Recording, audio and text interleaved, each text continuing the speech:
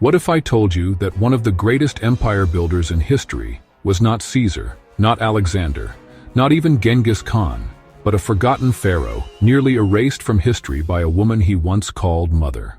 He ruled for over 50 years, led more campaigns than Napoleon, and transformed ancient Egypt into a superpower. And yet, most of us have never heard his name. This is the story of Thutmose III, the pharaoh who waited decades in the shadows before conquering the ancient world. Egypt, 1479 BCE. The mighty pharaoh Thutmose II is dead. His son, Thutmose III, is too young to rule. Traditionally, a regent would hold the throne until the boy came of age. But what happened was anything but traditional. His stepmother and aunt, Hatshepsut, declared herself pharaoh. Not queen, not regent. She wore the royal crown, the false beard, the kilt. She issued decrees, led religious festivals, and ordered massive construction projects, temples, obelisks, monuments, in her name. And Thutmose? He was listed as co-ruler, but that was just a title. In reality, Egypt had one true ruler, and it wasn't him. But the boy didn't rebel. Instead, he waited. For over 20 years, Thutmose bided his time. While Hatshepsut ruled Egypt as a king, Thutmose trained in military strategy, honed his leadership, and embedded himself in Egypt's army. He learned the art of war from the inside out. When most royal heirs would have drowned in luxury, Thutmose chose the barracks. He learned how to ride fight command troops and read terrain. He studied foreign powers, Mitanni, Nubia, Canaan. He prepared for a world outside Egypt's borders, because someday, power would return to him.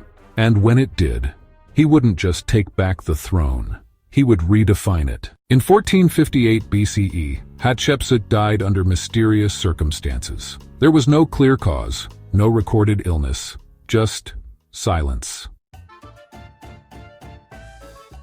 And from that silence, Thutmose III stepped forward. At age 30, he was no longer a boy, no longer a name in a shadow.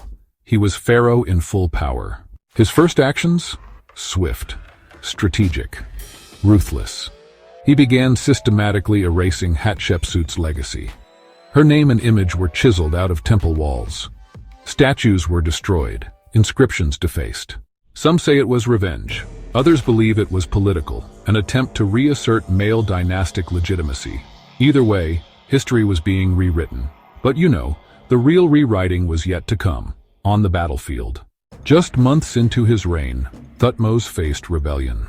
A coalition of Canaanite city-states had risen up, supported by the powerful kingdom of Mitanni in the north. At their head was the fortress city of Megiddo, a name that would echo through military history for millennia. Thutmose led his army, likely 20,000 strong, across the Sinai Desert. His generals advised caution approach from the south. Take the longer road, avoid ambushes. But Thutmose defied them. He chose a narrow mountain pass, dangerous, steep, and exposed. Why? Because it was unexpected. And, well, it worked. The Canaanite army, caught off guard, fled in chaos, leaving behind gold, weapons, even their own horses. Megiddo was surrounded. Thutmose laid siege. 7 months later, the city fell. Egypt's dominance in the Levant was restored. The victory wasn't just military, it was psychological, and it marked the beginning of an empire. Over the next 2 decades, Thutmose III would conduct 17 military campaigns. His army advanced deep into Syria, crossed the Euphrates, and crushed rebellions in Nubia to the south. No pharaoh had ever ruled such vast lands. He brought back tribute from over 350 conquered cities. Gold, copper, horses, rare woods, exotic animals, captives, and chariots. His war spoils, honestly, transformed Egypt into a global superpower. But he didn't just fight, he documented. On the walls of the Karnak temple, his campaigns are inscribed like journal entries, troop numbers, enemy strategies, plundered wealth. It's actually one of the most detailed military records from the ancient world. He even established Egypt's first permanent army, organized into elite units. Some historians call him the Napoleon of Egypt. But here's the difference. Thutmose never lost. Back home, Thutmose was a builder. He expanded the Karnak temple, added monumental obelisks, and filled Egypt with treasures from abroad.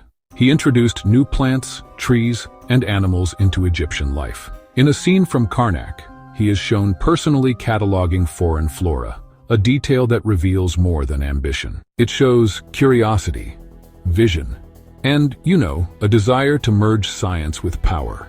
This wasn't just conquest for conquest's sake. It was curation. A warrior pharaoh who also acted like a librarian, a botanist, and even a priest. When Thutmose III died around 1425 BCE, Egypt was at its height. He was buried in the Valley of the Kings, KV34, which is actually one of the earliest royal tombs there. Its walls are adorned not with pompous imagery, but with sacred texts. The Amduat, describing the pharaoh's journey through the underworld. However, centuries later, something unusual occurred. Thutmose's name began to fade from records. Other pharaohs, like Akhenaten, Ramses II, and even King Tut, eclipsed his fame. Why? Some believe his earlier erasure of Hatshepsut sparked retaliation. Others say his modesty in art and lack of self-glorifying monuments made him easier to forget. By the 19th century, he was little more than a name on crumbling walls, until archaeologists unearthed his tomb and, history remembered. Today, we know the truth. Thutmose III wasn't just a ruler. He was a strategist, a scholar, a visionary. He united Egypt by sword and scroll, by temple and treaty. And though history tried to forget him, the stones spoke louder. The campaigns carved at Karnak, the silence of KV34, the battle at Megiddo that would echo all the way to modern war studies. He was more than a pharaoh. He was the architect of an empire. So, next time you hear about King Tut's mask or Ramses' temples, just remember this. The greatest pharaoh might be the one who left no golden tomb, no grand statue, just an empire that shaped the ancient world. Thutmose III, forgotten by time, resurrected by truth, and undefeated, even in death. If this story fascinated you, don't forget to like, subscribe, and comment.